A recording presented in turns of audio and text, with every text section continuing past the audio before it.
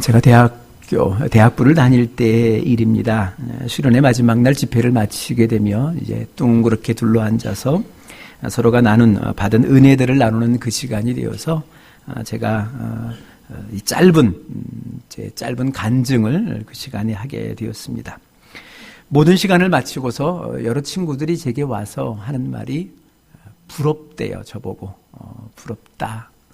우리는 그냥 하나님이 있는지 없는지 잘 모르고 그저 가라 그래서 가고 오라 그래서 오고 있는데 너는 그렇게 분명하게 하나님의 살아계심을 경험했으니 참 네가 부럽다. 여러 친구들이 저에게 그렇게 말을 걸어왔어요. 그때 그 친구들에게 제가 이렇게 말을 했습니다. 야, 나는 솔직히 너희들이 부러워.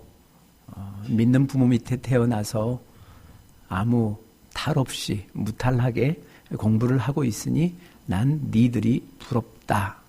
얘기를 했어요. 그리고 나도 이제 나중에 내 자식에게는 그렇게 해주고 싶다.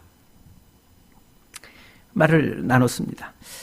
말씀을 준비하면서 생각해 보니까 제 아이들이 유아 세례를 받을 때에 하나님 앞에 사람들 앞에 서약했던 유아 세례 때 서약했던 서약을 지키려고 애써 왔습니다. 어떻게 하면 믿음을 물려줄 수 있을까? 믿음 안에서 좀 형통하게, 좀 평안하게 이 아이들을 키울 수 있을까?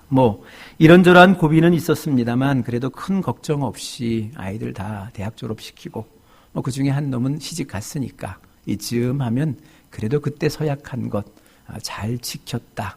또 하나님께서는 그때 내 친구들 앞에 무심코 고백했던 그 고백을 들어주시고 나의 소원을 들어주셨다라는 그런 생각을 갖게 되었습니다.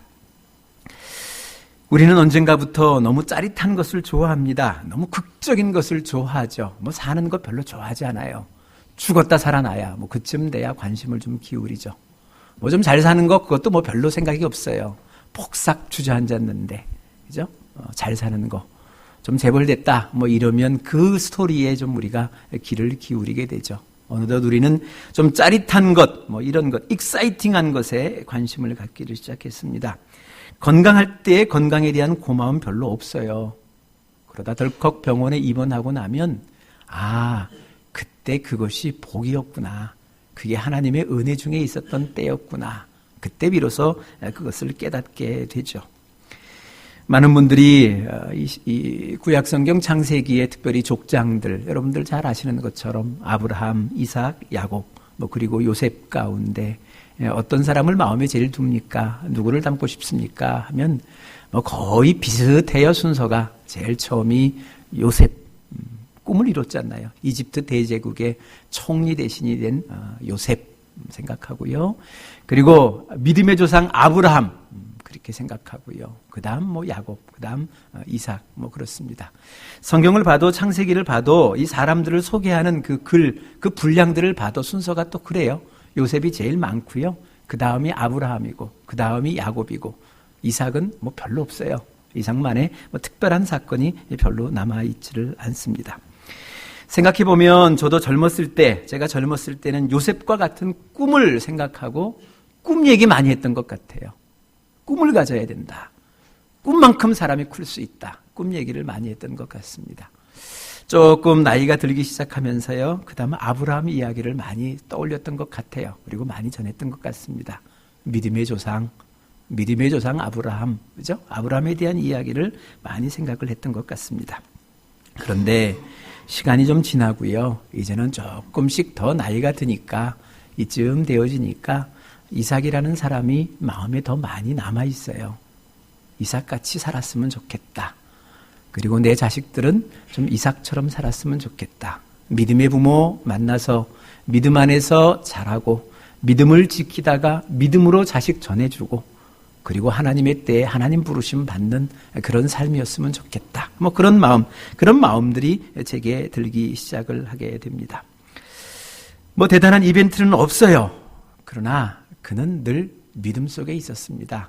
그리고 그 속에 형통함을, 그 속에 평안함을 누렸던 그런 사람이 이삭이라는 존재입니다. 지난 주일 또 오늘 우리는 일명 우리가 알고 있는 것처럼 돌아온 탕자죠. 예수님의 비유 그 말씀을 같이 나누고 있습니다.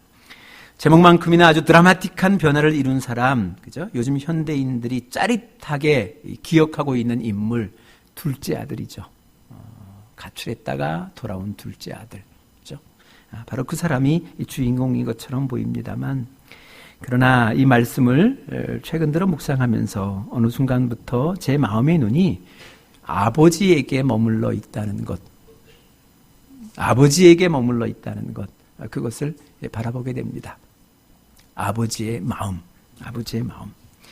그러던 중에 묵상하면서 제일 먼저 생긴 질문 하나가 있습니다. 왜 이 아버지는 못 붙잡았을까? 왜 그 집 나갈 자식 그거 못 붙잡았을까? 요즘이야 솔직히 부권이라는 게 별로 잘 없잖아요. 그래서 어디 외식 나가가지고 메뉴 하나 결정할 수 없는 게 이 아버지가 되었습니다만, 당시의 부권은 절대적입니다. 아버지가 안 돼, 그러면 끝이에요. 거기에 무슨 토를 붙입니까? 가라 그러면 가는 거고요. 나가라 그러면 쪽박 차고 나가는 겁니다. 거기에 내가 더 있겠습니다, 이런 말 못해요. 그런 시절에 그 아버지는요, 이 아들을 붙잡지 못했어요. 그죠? 아이고, 살아있는데 유산 얘기를 어떻게 합니까? 다리 몽둥이 분질러 놔서 꿇어 앉혀 놔도 평생, 그죠? 꿇어 앉혀 놔도 누가 토달 걸거나 말할 사람 없어요. 오히려 주변 사람들이 박수 쳐주던 그런 시절에 이 아버지는 못 붙잡았어요. 못 붙잡았어. 왜 못 붙잡았을까? 왜 그러셨을까? 그것이 질문입니다. 그리고 더 한심해 보이는 것은요, 못 붙잡아 놓고 그걸 또 내놓고 날마다 기다리고 있습니까? 날마다 이 동구 밖에, 마을 밖에 나가서 혹시나 오늘이면 돌아올까, 그 자식을 기다리고 있는 그 아버지, 왜 그런가? 왜 그랬을까? 그렇죠? 이 질문이 늘 있었습니다. 이 아버지는 아들을 붙잡지 못했을까? 아니면 혹시 안 붙잡은 건 아닌가? 이런 질문까지 번지게 되었습니다. 이런 의문이 가득할 즈음에 어느 목사님의 글을 읽다가 그 목사님이 심호하시는 그 교회의 한 권사님의 이야기를 보게 되었습니다. 이북에서 피난와서 자수성 간 권사님이십니다. 그러니까 대부분 이북에서 오신 분들이 굉장히 열심히시잖아요. 안 먹고 안 쓰고 안 입어서 그래도 조그만 건물 하나를 마련을 하게 됩니다. 그 권사님에게는 아들 하나가 있었어요. 이 아들이 좀 장성하고 나서 그래도 좀 자기가 자기 이름으로 사업 한번 해보겠다고 덤벙덤벙 달려들기를 시작을 합니다. 그러더니 급기야는 엄마한테 돈 달라고 몇 번 강청을 하고 몇 번의 돈을 받아가다가 이제는 그것도 안 돼서 이거 건물 팔아서 내놔라, 어머니한테 다구치기를 시작합니다. 몇 번은 거절했지만 결국 이 어머니는 그 건물을 정산해서 그 아들에게 내어주고 맙니다. 이쯤 되어지면 결론도 여러분은 예상되죠. 그죠? 이 자식 사업이 망합니다. 폭삭 망해버리죠. 있었던 유일했던 재산 다 탕진하고 다 날려먹고 이 자식이 함께 있게 됩니다. 주변의 권사님을 아끼던 많은 사람들이 권사님께 너무 안타까워서 물었어요. 그죠? 그 아들 사업 망할 줄 모르셨습니까? 그 자식 사업 망할 줄 모르셨습니까? 알았지요. 알았죠. 알았으면 왜 그걸 줍니까? 왜 팔아서 그걸 줍니까? 어떻게 마련한 건물인데, 그렇죠? 그거를 팔아서 그걸 자식에게 냉큼 줍니까? 그 권사님의 대답입니다. 그럴 때는 줘야 해요. 줘야 합니다. 안 주면 원수가 되기 때문에 그래요. 원수가 되기 때문에. 이 권사님, 아들과 원수지지 않기 위하여 건물을 팔았다는 겁니다. 물론 안 팔고 함께 살 수 있겠죠. 집안에 그를 머물러 두게 있을 수 있겠죠. 그러나 집안에 있지만 언제든지 그는 원수입니다. 어머니의 원수? 아니, 어머니를 원수로 생각하는 원수. 그 아들이 그랬을 것이다 라는 겁니다. 생각해보면 그렇습니다. 같이 살면 뭐합니까? 원수가 되는데. 이 자식에게는, 이 아들에게는요, 이 주기 전까지 어머니는 그저 돈 많은 과부예요. 돈 많은 과부. 어머니가 아니에요.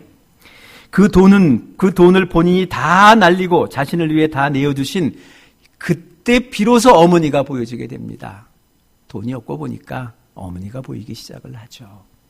그리고 어머니 품에 들어옵니다. 이제는 아무것도 없지만 원수가 아니고요. 엄마입니다. 아무것도 없지만 원수가 아니고 아들로 그가 돌아왔다라는 거죠.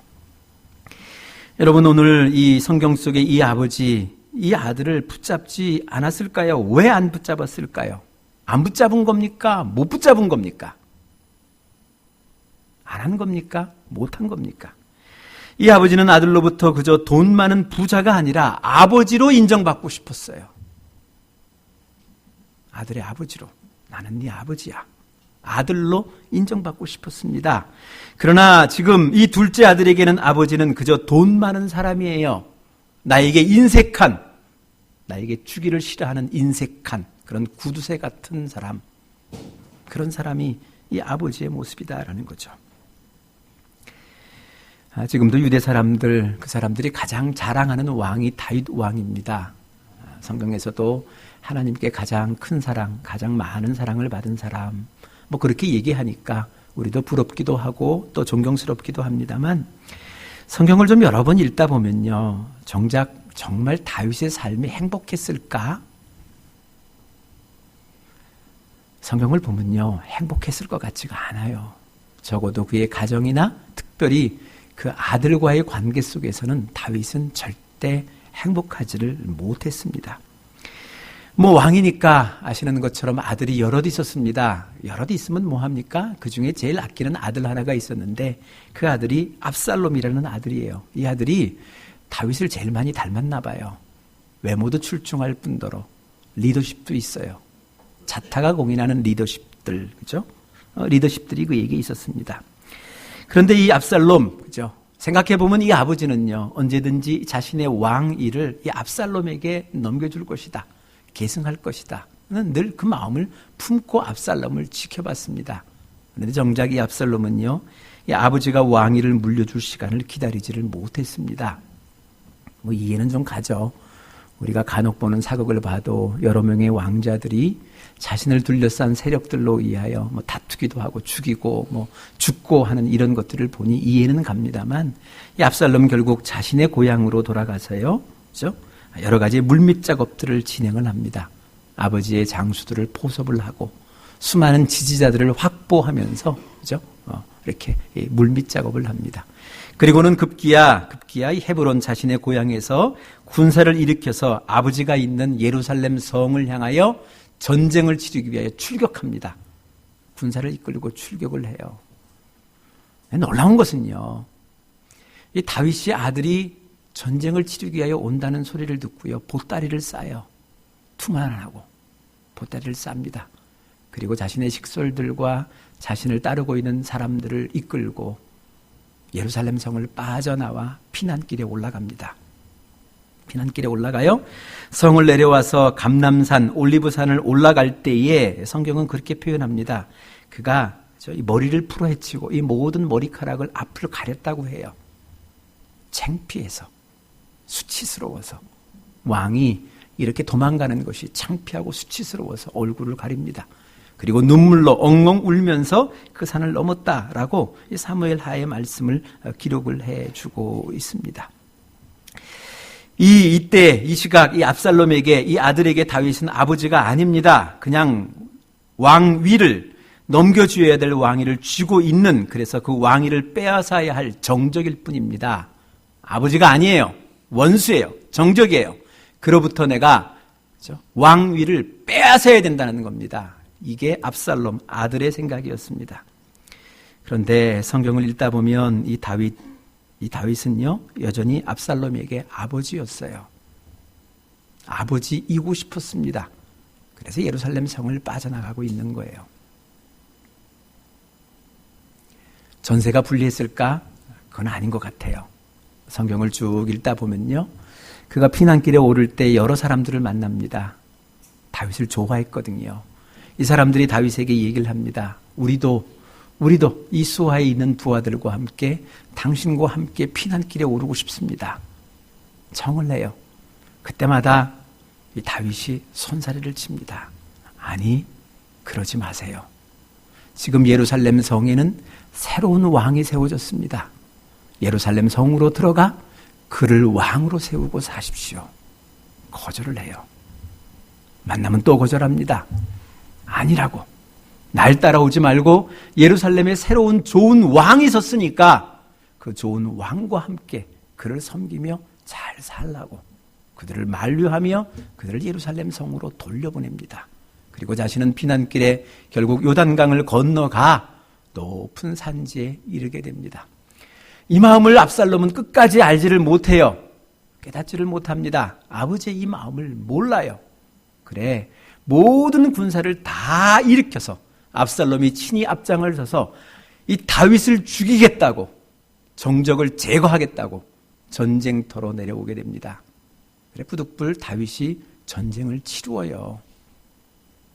전쟁을 치릅니다. 이 전쟁을 향하여 나아가는 이 장수들, 그들을 향해서도요, 부탁을 해요. 다윗이 전쟁을 하지만 좀 살살 좀 해달라고. 내 아들이니까 좀 살살 좀 해달라고 부탁을 합니다. 이 전쟁에 압살롬은 죽습니다.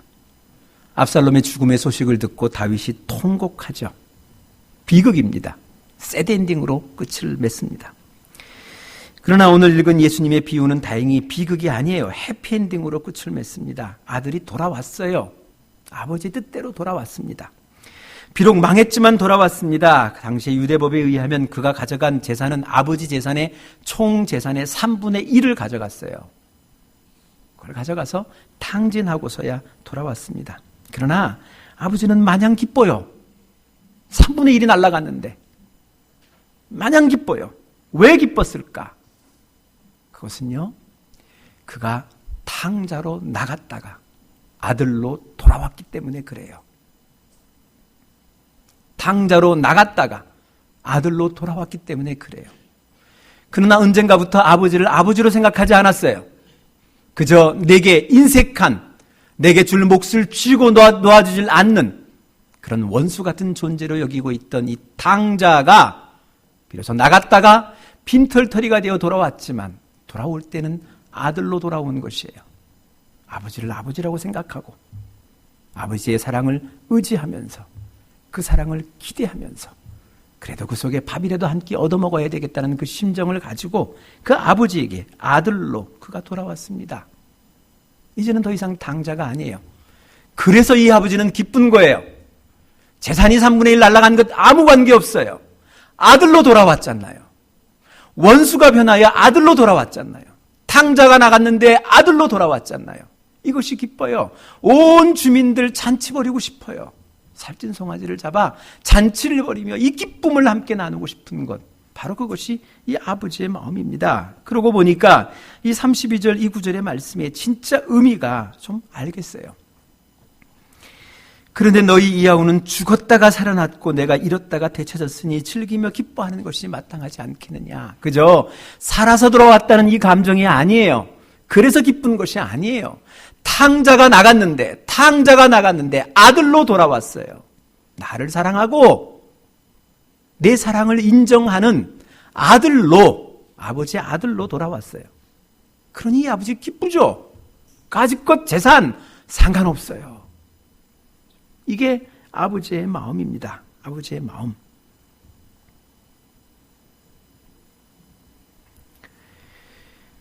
이제는 조금 이 아버지의 마음이 이해해요. 왜 못 붙잡았을까? 아니, 왜 안 잡았을까? 왜 그 자식 안 잡았을까? 잡을 수 있었는데, 충분히 할 수 있었는데, 그럴 힘도 능도 그에게는 있었는데, 그러나 아버지는요, 집에 있는 탕자가 아닌 아들이기를 바래요. 집에 있는 탕자, 아버지를 원수로 생각하고 아버지를 아버지로 인정하지 못하며 아버지의 사랑을 사랑으로 인정하지 못하고 아버지를 사랑하지 못하는 그 탕자가 아닌 아들이 원해요. 아들. 그래, 아들로 돌아온 그들을 보면서 그를 맞아들이면서 지금 잔치라도 벌이며 기뻐하고 싶은 마음, 바로 그 마음이 있다라는 겁니다. 이제 이 아들은요, 아버지가 보여요. 돈이요. 아버지가 보여요. 아버지를 사랑할 수 있고요. 아버지의 사랑이 느껴져요, 이제부터는. 여러분은 이 마음이 좀 이해가 가십니까? 우리에게는 그럴 일이 별로 없겠지만, 그럼에도 불구하고 내가 이런 상황이 되어지면 돈이 중헌디, 그래도 돈이지. 그래도 이 자식 돈 그렇게 탕진하면 이것 어떻게 해버려야지. 이런 마음 들면요, 아직 이 아버지의 마음을 이해하지 못하는 거예요. 이해하지 못하는 것. 혹 우리 집에 이 마음이 든다면 아버지의 마음이 아니라 어찌 보면 오늘 본문 우리가 같이 읽고 있는 이 맏아들의 마음이에요. 맏아들의 마음. 이 맏아들은요, 그는 평생 집안에 있었습니다. 가출하지 않았어요. 아버지 곁을 지켰습니다. 그러나 그는 진짜 탕자예요. 원래도 탕자였고 지금도 탕자예요. 지금도 탕자. 누구보다 열심히 봉사를 했습니다. 열심히 일했어요. 열심히 섬기했습니다. 그런데 그 봉사와 그 섬기는 아버지를 위한 것이 아니래요. 나 자신을 위한 겁니다. 왜요? 이제는 내 거거든요. 유일한 상속자 하나가 사라졌어요. 가출해버렸습니다.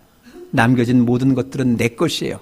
부는 것만큼, 넉넉해지는 것만큼 다 내 것입니다.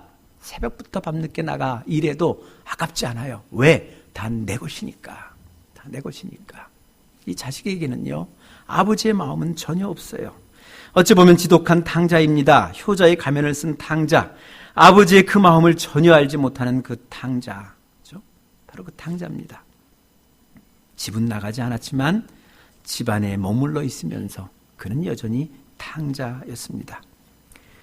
동생은 본래 탕자였습니다. 탕자로 집을 나갔지만 아들로 돌아옵니다. 그러나 형은 탕자로 계속 집에 머물러 있습니다. 오늘 이 시각까지도 그 아버지의 그 마음을 이해하지 못하는, 아버지의 그 마음을 받아주지 못하는 탕자로 아버지의 마음을 아프게 하고 있는 겁니다.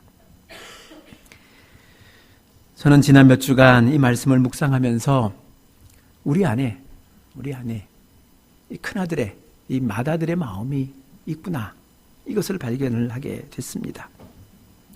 이미 물려받은 내 자신을 지키려고 하는 이 큰아들의 모습을 우리 속에서 보았습니다.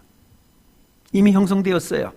우리끼리 하는 이 마음이, 그죠? 이 마음으로 똘똘 뭉쳐 있습니다. 똘똘 뭉쳤어요. 아버지의 가출했다 돌아오는 이 아들이 아닌, 그죠? 이 동생을 달가워하지 않는 그 마음이 우리 안에는 있어요. 우리끼리 지금 이대로가 좋아요. 이대로 조금 더 즐기고 싶고, 조금 더 나누고 싶고, 조금 더 행복을 누리고 싶은 그 마음, 그 욕심이 우리 가운데 있어요. 아버지는 안중에 없어요. 그저 우리끼리의 마음, 이 마음이 있습니다. 언젠가부터 저도 그렇게 쉽게 사용하지를 못했습니다만 영혼구원이라는 단어를 자주 쓰게 됩니다. 영혼구원이라는 단어를 들을 때마다 부담스럽습니다. 우리는 아버지의 마음을 몰라요. 아버지의 그 심정을 모릅니다. 가출한 그 아들을 기다리는 그 아버지의 마음을 몰라요. 나는 오늘 이곳에 머물러 있으니까 이미 가지고 있는 이 모든 것들을 지키고 더 많이 누리고 싶은 그 욕심, 빼앗기거나 나뉘어지거나 그러고 싶지 않은 그 마음, 그 욕심이 우리 속에, 이 맏아들의 욕심이 우리 속에는 남아있다라는 겁니다. 함께 목장 생활을 하다 보니 오늘 간증 속에 나온 것처럼 이제 우리 아이들의 이모도 생기고 삼촌도 생겼어요. 이제는 남의 집에 가는 것이 별로 불편하지 않아요. 또 남이 우리 집에 오는 것 별로 불편하지 않습니다. 내가 어려울 때 누구에게 부탁한다는 것 별로 힘들지 않아요. 왜요? 그가 어려울 때 난 도울 수 있거든요. 이제는 기꺼이 그런 마음이 있어요. 이제는 좀 가족 같다, 형제 같다. 오히려 늘 만나지 못하는 내 육신의 형제보다 늘 만나고 함께 나누고 있는 우리가 더 형제 같다, 가족 같다. 그런 마음도 이제 조금 들기 시작했어요. 우리 간증 가운데 그런 부분들이 나타나기를 시작했어요. 그러다 보니 어느새 우리들의 마음속에 이것이 좋사오니, 여기가 좋사오니, 이 순간이 좋사오니 더 이상은 싫습니다. 나눠주고 싶지 않아요. 우리들의 빈자리를 만들어두고 싶지 않아요. 꽉 채우고 싶어요. 여러분 그거 경험해 보셨어요? 엘리베이터를 탈 때마다 정원은 안 채웠는데 꽉 차 있는 엘리베이터를 경험해 보셨습니까? 안쪽은 다 비어 있어요. 문 앞에 다 몰려 마치 꽉 채운 사람처럼 타려고 하는 사람 속에 누구도 뒤로 비켜서지 아니하고 문을 가로막고 서서 마치 꽉 찬 사람처럼 우리끼리만 탑승하여 함께 우리가 원하는 곳으로 올라가고 싶은 그 마음, 그 욕심, 마다들의 그 욕심이 우리 속에 있다는 것을 발견하기 시작했어요. 그저 우리끼리 섬기고 봉사하면서 즐거워하고 동구 밖에 그 멀리 나가서 가출한 그 아들을 기다리는 그 아버지의 심정은 우리는 헤아리지 않아요. 그냥 우리끼리 좋으니까 그 아버지의 마음은 헤아리지 않습니다. 여러분, 우리 안에 이 아버지의 마음이 이해가 되어지지 않으면요, 우리 안에 이 아버지의 마음이 다가오지 아니하면 우리가 아무리 VIP를 외쳐본들 영혼 구원의 역사는 일어나지 않아요. 일어날 수가 없습니다. 그런 자리를 통하여 하나님의 역사는 일어나지를 않아요. 오늘도 물끄러미 동구밭에 가서 오늘이냐 저제냐, 그죠? 매일 똑같은 자리에서 물끄러미 한 곳을 바라보고 있는 그 아버지의 심정이 이해되지 아니하면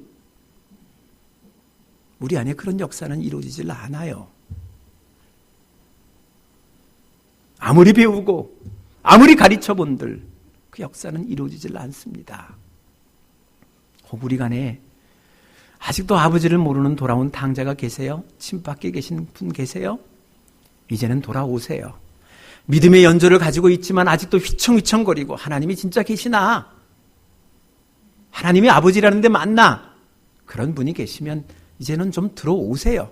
집 안으로 오세요. 이 집 안에서 그것을 충분히 경험해 보세요. 아버지와 함께 경험해 보세요.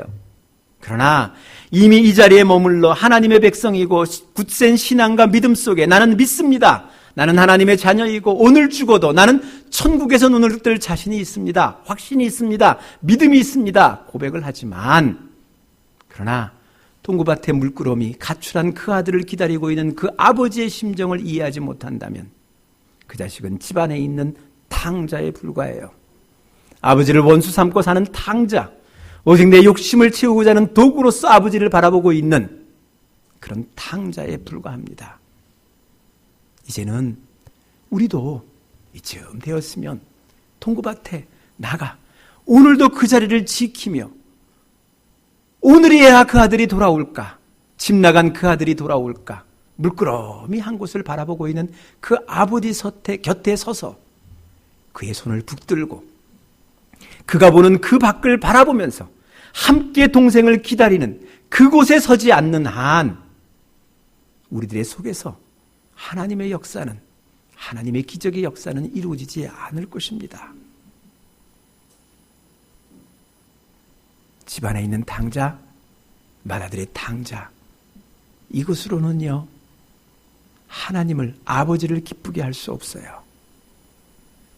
우리 자신도 이제는 하나님 곁에 서서 하나님이 바라보시는 그곳을 바라보며 때로는 같이 한숨 짓고 때로는 같이 한번 의지를 달래며 서로 격려하며 나가는 것, 바로 그것이 아버지를 아버지로 하는, 아버지의 사랑을 인정하는 아들의 모습일 겁니다. 기도하시겠습니다.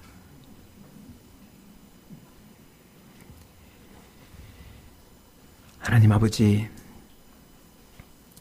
언젠가부터 굳어져 가는, 아니 익숙해져 가는 우리 때문에 빈자리를 만들지 못하며 그래 아버지의 그 마음을 이해하지 못하고 있는 우리들의 모습을 바라보게 됩니다. 우리로 뭐 대단한 것 큰 거는 하지 못해도 그저 동구밭에 나가 매일같이 그 자리를 지키고 있는 아버지 곁에 서서 그 아버지의 손을 꼭 붙들고 그가 바라보는 돌아올 동생을 기다리는 그곳에 함께 서 있을 수 있을 만한 그런 신앙은, 그런 믿음은 우리가 가질 수 있게 도와주시옵소서. 그래 우리 속에 잔치가 있게 하시고 즐거운 마음, 기쁜 마음으로 그 잔치에 참여할 수 있는 그런 넉넉함이 우리 가운데 있게 하여 주옵소서. 위탁하옵고 예수 그리스도 이름으로 기도드리옵나이다. 아멘.